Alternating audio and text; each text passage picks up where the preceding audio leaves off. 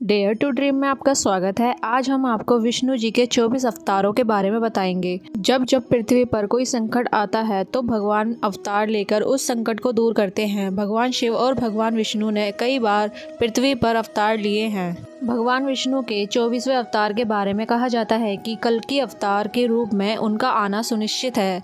उनके 23 अवतार अब तक पृथ्वी पर अवतरित हो चुके हैं। इन 24 अवतारों में से 10 अवतार विष्णु जी के मुख्य अवतार माने जाते हैं। इन्हें दशावतार के नाम से भी जाना जाता है। परंतु आज हम आपको पौराणिक कथाओं में वर्णित भगवान विष्णु के सभी अवतारों के बारे में बताएंगे। नंबर 1, सनकादि मुनि। धर्म ग्रंथों के अनुसार सृष्टि के आरंभ में लोक पितामह ब्रह्मा ने अनेक लोगों की रचना करने की इच्छा से घोर तपस्या की। उनके तप से प्रसन्न होकर भगवान विष्णु ने तप अर्थ वाले सन नाम से युक्त होकर सनक, सनंदन, सनातन और सनत कुमार नाम के 4 मुनियों के रूप में अवतार लिया। ये चारों प्रकट्य काल से ही मोक्ष मार्ग परायण, ध्यान में लीन रहने वाले, नित्य सिद्ध एवं नित्य विरक्त थे।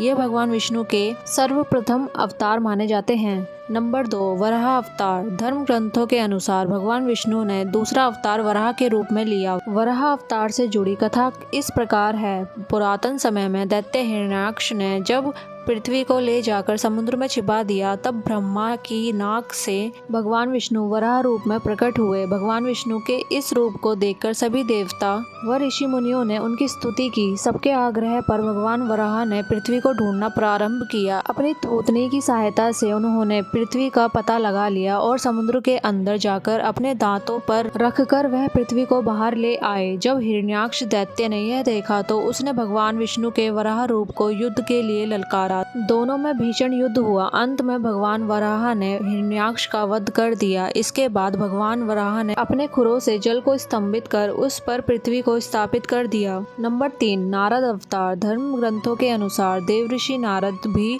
भगवान विष्णु के ही अवतार हैं। शास्त्रों के अनुसार नारद मुनि ब्रह्मा के 7 मानस पुत्रों में से एक हैं। उन्होंने कठिन तपस्या से देवऋषि पद प्राप्त किया है। वह भगवान विष्णु के अन्याय भक्तों में से एक माने जाते हैं। देवऋषि नारद धर्म के प्रचार तथा लोक कल्याण के लिए हमेशा प्रयत्नशील रहते हैं। शास्त्रों में देवऋषि नारद को भगवान का मन भी कहा गया है। श्रीमद् भगवद गीता के 10वें अध्याय के 26वें श्लोक में स्वयं भगवान श्री कृष्ण ने उनकी महत्ता को स्वीकार करते हुए कहा है, देवऋषिणाच नारदः, अर्थात देव ऋषियों में मैं नारद हूँ। नंबर 4, नर नारायण अवतार। सृष्टि के आरंभ में भगवान विष्णु ने धर्म की स्थापना के लिए 2 रूपों में अवतार लिया। इस अवतार में वे अपने मस्तक पर जटा धारण किए हुए थे। उनके हाथों में हंस, चरणों में चक्र एवं वक्षस्थल में श्रीवत्स के चिन्ह थे। उनका संपूर्ण वेश तपस्वियों के समान था। धर्म ग्रंथों के अनुसार भगवान विष्णु ने नर नारायण के रूप में अवतार लिया था।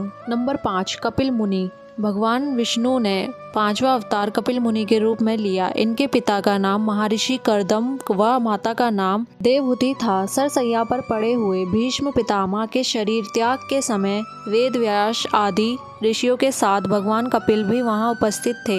भगवान कपिल के क्रोध से ही राजा सगर के 60,000 पुत्र भस्म हो गए थे। भगवान कपिल संख्या दर्शन के प्रवर्तक हैं। कपिल मुनि भगवान धर्म के प्रमुख 12 आचार्यों में से एक हैं। नंबर 6, दत्तात्रेय अवतार। धर्म ग्रंथों के अनुसार दत्तात्रेय भी भगवान विष्णु के अवतार हैं। इनकी उत्पत्ति की कथा इस प्रकार है। एक बार माता लक्ष्मी, पार्वती व सरस्वती को अपने पतिव्रत्य पर अत्यंत गर्व हो गया। भगवान ने इनका अहंकार नष्ट करने के लिए लीला रची। उसके अनुसार एक दिन नारद जी घूमते घूमते देवलोक पहुँचे और तीनों देवियों को बारी बारी जाकर कहा कि ऋषि अत्रि की पत्नी अनुसुईया के सामने आपका सतीत्व कुछ भी नहीं। तीनों देवियों ने यह बात अपने स्वामियों को बताई और उनसे कहा कि वह अनुसुईया के पतिव्रत्य की परीक्षा लें। तब भगवान शंकर, विष्णु व ब्रह्मा साधु वेश बनाकर अत्रि मुनि के आश्रम आए। महर्षि अत्रि उस समय आश्रम में नहीं थे। तीनों देवों ने अनुसुईया से भिक्षा मांगी, मगर यह भी कहा कि आपको निवस्त्र होकर हमें भिक्षा देनी होगी। अनुसुईया पहले तो यह सुनकर चौंक गई, लेकिन फिर साधुओं का अपमान ना हो इस डर से उन्होंने अपने पति का स्मरण किया और बोला कि यदि मेरा पतिव्रत्य धर्म सत्य है तो यह तीनों साधु 6-6 माह के शिशु हो जाएं। ऐसा बोलते ही त्रिदेव शिशु होकर रोने लगे। तब अनुसूया ने माता बनकर उन्हें गोद में लेकर स्तनपान कराया और पालने में झुलाने लगी। तब तीनों देव अपने स्थान पर नहीं लौटे तो देवियाँ व्याकुल हो गई। तब नारद ने वहां आकर सारी बात बताई। तीनों देवियाँ अनुसूया के पास आई और क्षमा मांगी। तब देवी अनुसूया ने त्रिदेव को अपने पूर्व रूप में कर दिया। प्रसन्न होकर त्रिदेव ने उन्हें वरदान दिया कि हम तीनों अपने अंश से तुम्हारे गर्भ से पुत्र रूप में जन्म लेंगे। तब ब्रह्मा के अंश से चंद्रमा, शंकर के अंश से दुर्वासा और विष्णु के अंश से दत्तात्रेय का जन्म हुआ। नंबर 7 यज्ञ। भगवान विष्णु के 7वें अवतार का नाम यज्ञ है। धर्म ग्रंथों के अनुसार भगवान यज्ञ का जन्म स्वयंभू मनवंतर में हुआ था। स्वयंभू मनु की पत्नी सतरूपा के गर्भ से आकुति का जन्म हुआ। वह रुचि प्रजापति की पत्नी हुई। इन्हीं आकुति के यहाँ भगवान विष्णु यज्ञ नाम से अवतरित हुए। भगवान विष्णु यज्ञ के उनकी धर्मपत्नी दक्षिणा से अत्यंत तेजस्वी 12 पुत्र उत्पन्न हुए। वह ही स्वयंभू मनवंतर में याम नामक 12 देवता कहलाए। नंबर 8 भगवान ऋषभ देव। भगवान विष्णु ने ऋषभ देव के रूप में 8वां अवतार लिया। धर्म ग्रंथों के अनुसार महाराजा नाभि की कोई संतान नहीं थी। इस कारण उन्होंने अपनी धर्मपत्नी मेरु देवी के साथ पुत्र की कामना से यज्ञ किया। यज्ञ से प्रसन्न होकर भगवान विष्णु स्वयं प्रकट हुए और उन्होंने महाराज नाभि को वरदान दिया कि मैं ही तुम्हारे यहाँ पुत्र के रूप में जन्म लूंगा। वरदान के स्वरूप कुछ समय बाद भगवान विष्णु महाराज नाभि के यहाँ पुत्र रूप में जन्मे। पुत्र के अत्यंत सुंदर सुगठित शरीर, कीर्ति, तेल, बल, ऐश्वर्य, यश, पराक्रम और शूरवीरता आदि गुणों को देखकर महाराज नाभि ने उनका नाम ऋषभ यानी श्रेष्ठ रखा। नंबर 9 आदिराज पृथु। भगवान विष्णु के एक अवतार का नाम आदिराज पृथु है। धर्म ग्रंथों के अनुसार स्वयंभू मनु के वंश में अंग नामक प्रजापति का विवाह मृत्यु की मानसिक पुत्री सुनीता के साथ हुआ। उनके यहाँ वैन नामक पुत्र हुआ। उसने भगवान को मानने से इनकार कर दिया और स्वयं की पूजा करने के लिए कहा। तब महर्षियों ने मंत्रपूत कुशों से उसका वध कर दिया। तब महर्षियों ने पुत्रहीन राजा वैन की भुजाओं का मंथन किया, जिससे पृथु नाम का पुत्र उत्पन्न हुआ। पृथु के दाहिने हाथ में चक्र और चरणों में कमल का चिन्ह देखकर ऋषियों ने बताया कि पृथु के वेश में स्वयं श्री हरि का अंश अवतरित हुआ है। नंबर 10 मत्स्य अवतार। पुराणों के अनुसार भगवान विष्णु ने सृष्टि को प्रलय से बचाने के लिए मत्स्य अवतार लिया था। इसकी कथा इस प्रकार है। कृत युग के आदि में राजा सत्यव्रत हुए। राजा सत्यव्रत एक दिन नदी में स्नान कर जलांजलि दे रहे थे। अचानक उनकी अंजलि में एक छोटी सी मछली आई। उन्होंने देखा तो सोचा वापस सागर में डाल दूं, लेकिन उस मछली ने बोला, आप मुझे सागर में मत डालिए, अन्यथा बड़ी मछली मुझे खा जाएगी। तब राजा सत्यव्रत ने मछली को अपने कमंडल में रख लिया। मछली और बड़ी हो गई तो राजा ने उसे अपने सरोवर में रखा। तब देखते ही देखते मछली और बड़ी हो गई। राजा को समझ आ गया कि यह कोई साधारण जीव नहीं है। राजा ने मछली से वास्तविक स्वरूप में आने की प्रार्थना की। राजा की प्रार्थना सुन साक्षात 4 भुजाधारी भगवान विष्णु प्रकट हो गए और उन्होंने कहा कि यह मेरा मत्स्य अवतार है। भगवान विष्णु ने सत्यव्रत से कहा, सुनो राजा सत्यव्रत, आज से 7 दिन बाद प्रलय होगी। तब मेरी प्रेरणा से एक विशाल नाव तुम्हारे पास आएगी। तुम सप्त ऋषियों, औषधियों, बीजों व प्राणियों के सूक्ष्म शरीर को लेकर उसमें बैठ जाना। जब तुम्हारी नाव डगमगाने लगेगी तब मैं मत्स्य के रूप में तुम्हारे पास आऊंगा। उस समय तुम वासुकी नाग के द्वारा उस नाव को मेरे सींग से बांध देना। उस समय प्रश्न पूछने पर मैं तुम्हें उत्तर दूंगा, जिससे मेरी महिमा जो परम ब्रह्म नाम से विख्यात है तुम्हारे हृदय में प्रकट हो जाएगी। तब उस समय आने पर मत्स्य रूपधारी भगवान विष्णु ने राजा सत्यव्रत को तत्व ज्ञान का उपदेश दिया, जो मत्स्य पुराण नाम से प्रसिद्ध है। नंबर 11 कूर्म अवतार। धर्म ग्रंथों के अनुसार भगवान विष्णु ने कूर्म यानी कछुए का अवतार लेकर समुद्र मंथन में सहायता की थी। भगवान विष्णु के कूर्म अवतार को कच्छप अवतार भी कहते हैं। इसकी कथा इस प्रकार है। एक बार महर्षि दुर्वासा ने देवताओं के राजा इंद्र को श्राप देकर श्रीहीन कर दिया।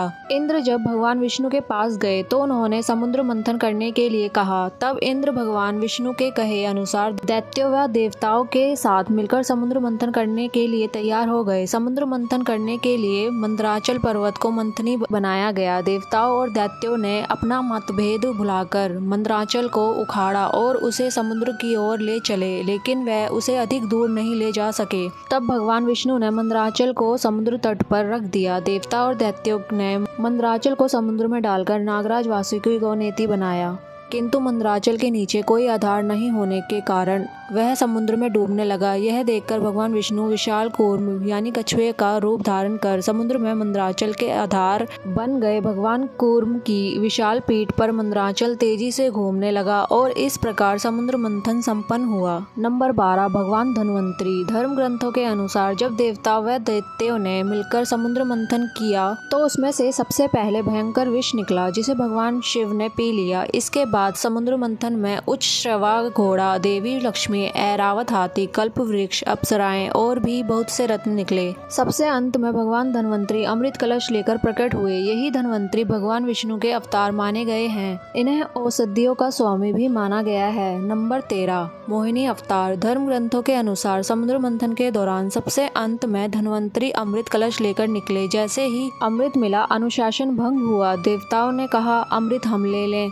दैत्यों ने कहा हम ले लें। इसी खींचतानी में इंद्र का पुत्र जयंत अमृत कलश लेकर भाग गया। सारे दैत्य व देवता भी उसके पीछे भागे। असुरों व देवताओं में भयंकर मारकाट मच गई। देवता परेशान होकर भगवान विष्णु के पास पहुंच गए। तब भगवान विष्णु ने मोहिनी अवतार लिया। भगवान ने मोहिनी रूप में सबको मोहित कर दिया। मोहिनी ने देवता व असुरों की बात सुनी और कहा कि यह अमृत कलश मुझे दे दीजिए, मैं बारी बारी से देवता व असुरों को अमृत पान करा दूंगी। दोनों मान गए। देवता एक तरफ तथा असुर दूसरी तरफ बैठ गए। फिर मोहिनी रूप धरे भगवान विष्णु ने मधुर गान गाते हुए तथा नृत्य करते हुए देवता व असुरों को अमृत पान कराना प्रारंभ कर दिया। वास्तविकता में मोहिनी अमृत पान तो सिर्फ देवताओं को ही करा रही थी, जबकि असुर समझ रहे थे कि वह भी अमृत पी रहे हैं। इस प्रकार भगवान विष्णु ने मोहिनी अवतार लेकर देवताओं का भला किया। नंबर 14 भगवान नरसिंह अवतार। भगवान विष्णु ने नरसिंह अवतार लेकर दैत्यों के राजा हिरण्याकशिपु का वध किया था। इस अवतार की कथा इस प्रकार है। धर्म ग्रंथों के अनुसार दैत्यों का राजा हिरण्यकशिपु स्वयं को भगवान से भी अधिक बलवान मानता था। उसे मनुष्य, देवता, पक्षी, पशु न दिन में न रात में, न धरती पर, न आकाश में, न अस्त्र से न शस्त्र से मरने का वरदान प्राप्त था। उसके राज में जो भी भगवान विष्णु की पूजा करता था उसको दंड दिया जाता था। उसके पुत्र का नाम प्रहलाद था। प्रहलाद बचपन से ही भगवान विष्णु का परम भक्त था। यह बात जब हिरण्यकशिपु को पता चली तो वह बहुत क्रोधित हुआ और प्रहलाद को समझाने का प्रयास किया, लेकिन फिर भी जब प्रहलाद नहीं माना तो हिरण्यकशिपु ने उसे मृत्यु दंड दे दिया। हर बार भगवान विष्णु के चमत्कार से वह बच गया। हिरण्यकशिपु की बहन होलिका, जिसे अग्नि से ना जलने का वरदान प्राप्त था, वह प्रहलाद को लेकर धधकती हुई अग्नि में बैठ गई। तब भी भगवान विष्णु की कृपा से प्रहलाद बच गया और होलिका जल गई। जब हिरण्यकशिपु स्वयं प्रहलाद को मारने ही वाला था तब भगवान विष्णु नरसिंह का अवतार लेकर खंबे से प्रकट हुए और उन्होंने अपने नाखून से हिरण्यकशिपु का वध कर दिया। नंबर 15 वामन अवतार। सतयुग में प्रहलाद के पौत्र दैत्यराज बलि ने स्वर्गलोक पर अधिकार कर लिया। सभी देवता इस विपत्ति से बचने के लिए भगवान विष्णु के पास गए। तब भगवान विष्णु ने कहा कि मैं स्वयं देव माता अदिति के गर्भ से उत्पन्न होकर तुम्हें स्वर्ग का राज्य दिलाऊंगा। कुछ समय पश्चात भगवान विष्णु ने वामन अवतार लिया। एक बार जब बलि महान यज्ञ कर रहा था तब भगवान वामन बलि की यज्ञशाला में गए और राजा बलि से 3 पग धरती दान में मांगी। राजा बलि के गुरु शुक्राचार्य भगवान की लीला समझ गए और उन्होंने बलि को दान देने से मना कर दिया, लेकिन बलि ने फिर भी भगवान वामन को 3 पग धरती दान देने का संकल्प ले लिया। भगवान वामन ने विशाल रूप धारण कर 1 पग धरती और दूसरे पग में स्वर्ग लोक नाप लिया। तब तीसरा पग रखने के लिए कोई स्थान नहीं बचा तो बलि ने भगवान वामन को अपने सिर पर पग रखने को कहा। बलि के सिर पर पग रखने से वह सुतलोक पहुंच गए। बलि की दानवीरता देखकर भगवान ने उसे सुतलोक का स्वामी बना दिया। इस तरह भगवान वामन ने देवताओं की सहायता कर उन्हें स्वर्ग पुनः लौटाया। नंबर 16 है ग्रीव अवतार। धर्म ग्रंथों के अनुसार एक बार मधु और कैटभ नाम के दो शक्तिशाली राक्षस ब्रह्मा जी से वेदों का हरण कर रसातल में पहुंच गए। वेदों का हरण हो जाने से ब्रह्मा जी बहुत दुखी हुए और भगवान विष्णु के पास पहुंचे। तब भगवान ने हैग्रीव अवतार लिया। इस अवतार में भगवान विष्णु की गर्दन और मुख घोड़े के समान थी। तब भगवान हैग्रीव रसातल में पहुंचे और मधु कैटभ का वध कर वेद पुनः भगवान ब्रह्मा को दे दिया। नंबर 17 श्री हरि अवतार। धर्म ग्रंथों के अनुसार प्राचीन समय में त्रिकूट नामक पर्वत की तिहाई में एक शक्तिशाली गजेंद्र अपनी हथनियों के साथ रहता था। एक बार वह अपनी हथनियों के साथ तालाब में स्नान करने गया। वहां एक मगरमच्छ ने उसका पैर पकड़ लिया और पानी के अंदर खींचने लगा। गजेंद्र और मगरमच्छ का संघर्ष 1000 साल तक चलता रहा। अंत में गजेंद्र शिथिल पड़ गया और उसने भगवान श्री हरि का ध्यान किया। गजेंद्र की स्तुति सुनकर भगवान श्री हरि प्रकट हुए और उन्होंने अपने चक्र से मगरमच्छ का वध कर दिया। भगवान श्री हरि ने गजेंद्र का उद्धार कर उसे अपना पार्षद बना लिया। नंबर 18 परशुराम अवतार। हिंदू धर्म ग्रंथों के अनुसार परशुराम भगवान विष्णु के प्रमुख अवतारों में से एक थे। भगवान परशुराम के जन्म के संबंध में दो कथा प्रचलित है। हरिवंश पुराण के अनुसार उन्हीं में से एक कथा इस प्रकार है। प्राचीन समय में महिष्मती नगरी में शक्तिशाली हेहे वंशी क्षत्रिय कार्तवीर्य अर्जुन यानी सहस्त्रबाहु का शासन था। वह बहुत ही अभिमानी था और अत्याचारी भी। एक बार अग्निदेव ने उससे भोजन कराने का आग्रह किया। तब सहस्त्रबाहु ने घमंड में आकर कहा कि आप जहाँ से चाहें भोजन प्राप्त कर सकते हैं, सभी और मेरा ही राज है। तब अग्निदेव ने वनों को जलाना शुरू कर दिया। एक वन में ऋषि आपा तपस्या कर रहे थे। अग्नि ने उनके आश्रम को भी जला डाला। इससे क्रोधित होकर ऋषि ने सहस्त्रबाहु को श्राप दिया कि भगवान विष्णु परशुराम के रूप में जन्म लेंगे और न सिर्फ सहस्त्रबाहु का बल्कि समस्त क्षत्रियों का विनाश करेंगे। इस प्रकार भगवान विष्णु ने भार्गव कुल में महर्षि जगदम्नि के 5वें पुत्र के रूप में जन्म लिया। नंबर 19 महर्षि वेदव्यास। पुराणों में महर्षि वेदव्यास को भी भगवान विष्णु का ही अंश माना गया है। भगवान व्यास नारायण के कलावतार थे।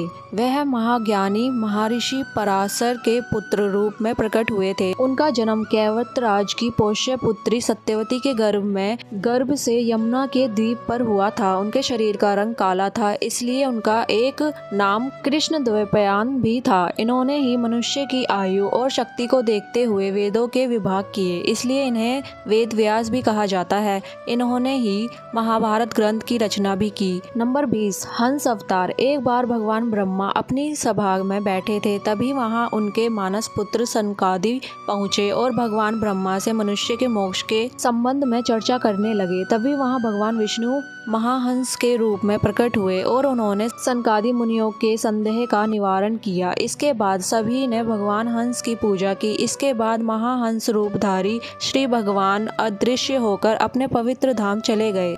नंबर 21 श्री राम अवतार। त्रेता युग में राक्षस राज रावण का बहुत आतंक था। उससे देवता भी डरते थे। उसके वध के लिए भगवान विष्णु ने राजा दशरथ के यहाँ माता कौशल्या के गर्भ से पुत्र रूप में जन्म लिया। इस अवतार में भगवान विष्णु ने अनेक राक्षसों का वध किया और मर्यादा का पालन करते हुए अपना जीवन यापन किया। पिता के कहने पर बनवास गए। बनवास भोगते समय राक्षस राज रावण ने उनकी पत्नी सीता का हरण कर ले गया। सीता की खोज में भगवान लंका पहुंचे। वहां भगवान श्री राम और रावण का घोर युद्ध हुआ, जिसमें रावण मारा गया। इस प्रकार भगवान विष्णु ने राम अवतार लेकर देवताओं को भय मुक्त किया।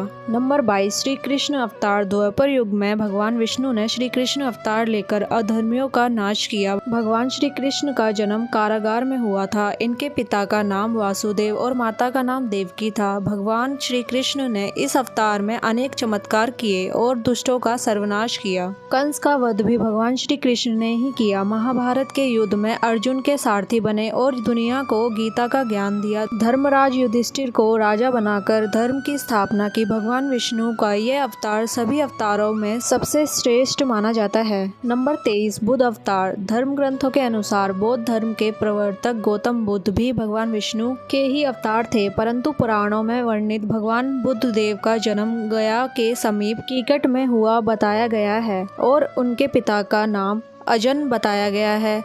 यह प्रसंग पुराण में वर्णित बुद्ध अवतार का ही है। एक समय दैत्यों की शक्ति बहुत बढ़ गई, देवता भी उनके भय से भागने लगे। राज्य की कामना से दैत्यों ने देवराज इंद्र से पूछा कि हमारा साम्राज्य स्थिर रहे, इसका उपाय क्या है। तब इंद्र ने शुद्ध भाव से बताया कि सुस्थिर शासन के लिए यज्ञ एवं देव विहित आचरण आवश्यक है। तब दैत्य दैविक आचरण एवं यज्ञ करने लगे, जिससे उनकी शक्ति और बढ़ने लगी। तब सभी देवता भगवान विष्णु के पास गए। तब भगवान विष्णु ने देवताओं के हित के लिए बुद्ध का रूप धारण किया। उनके हाथ में मार्जनी थी और वह मार्ग को बुहारते हुए चलते थे। इस प्रकार भगवान बुद्ध दैत्यों के पास पहुँचे और उन्हें उपदेश दिया कि यज्ञ करना पाप है, यज्ञ से जीव हिंसा होती है, यज्ञ की अग्नि से कितने ही प्राणी भस्म हो जाते हैं। भगवान बुद्ध के उपदेश से दैत्य प्रभावित हुए। उन्होंने यज्ञ व वैदिक आचरण करना छोड़ दिया। इसके कारण उनकी शक्ति कम हो गई और देवताओं ने उन पर हमला कर अपना राज्य पुनः प्राप्त कर लिया। नंबर 24, कल्कि अवतार। धर्म ग्रंथों के अनुसार कल युग में भगवान विष्णु कल्कि रूप में अवतार लेंगे। कल्कि अवतार कलयुग व सतयुग के संधि काल में होगा। यह अवतार 64 कलाओं से युक्त होगा। पुराणों के अनुसार उत्तर प्रदेश के मुरादाबाद जिले में संभल नामक स्थान पर विष्णु यशा नामक तपस्वी ब्राह्मण के घर भगवान कल्कि पुत्र रूप में जन्म लेंगे। कल्कि देवदत्त नामक घोड़े पर सवार होकर संसार से पापियों का विनाश करेंगे और धर्म की पुनः स्थापना करेंगे। आज के लिए इस वीडियो में बस इतना ही। अगर आपको ये कहानी अच्छी लगी हो तो हमारे चैनल को लाइक करें, शेयर करें और ऐसे ही और धार्मिक कथा कहानियाँ सुनने के लिए हमारे चैनल को सब्सक्राइब करें। हरि ओम।